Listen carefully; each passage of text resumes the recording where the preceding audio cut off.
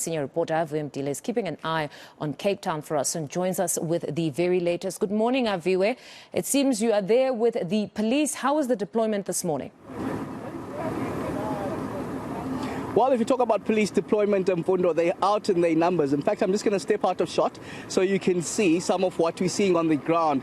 There's at least a dozen police vehicles on the ground here. The Nyala that you're seeing there, the police Nyala, is one of three that you see just on the sidelines of the Cape Peninsula University of Technology. This will be the starting point, we do understand, of the official protest that is set for 11 o'clock here in Cape Town, in the inner city. Of course, that's the interdicted protest by Judge Sher. We do understand the city of Cape Town applying just on Friday to gain that court order which was granted. They were told no incitement of violence, no intimidation of any person going to work or going to school. In fact, no sabotage or damage to any property. That would include schools, include businesses, and include just government buildings. That court interdict that was given on Friday. But if you ask what's happening on the ground, it seems like already that court interdict has been broken. In Nyanga earlier on in the early hours of the morning,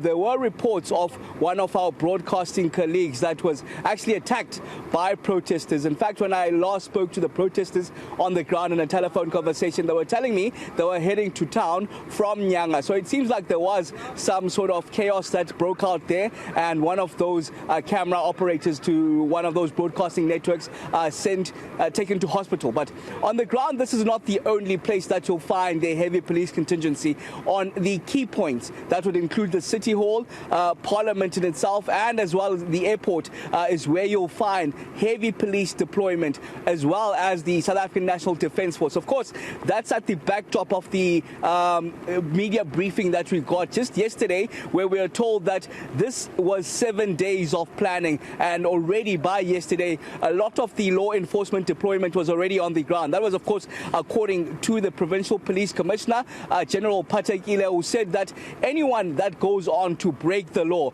will face the brunt of the law. In fact, they said that there will be minimal resistance, and if they go on to break that law, they'll feel those water cannons. And if they don't feel the water cannons, they'll certainly feel the rubber bullets. That's coming from the Provincial General in the Western Cape. Of course, it is raining as well in Cape Town, but that's not deterred the law enforcement authorities from coming out in their numbers, protecting the various areas, which includes the likes of the airport, where we know that already from yesterday the South African National Defence Force was deployed there already. So we're waiting then for the protesters to make their way to Cape Town. This will be their starting point, and we do understand their end point then should be Parliament, the precinct itself. All right, Aviwe, thank you very much for that update. We'll keep in touch with you as the day progresses. That's our reporter, Aviwe Mtila, who's monitoring the situation in the city of Cape Town.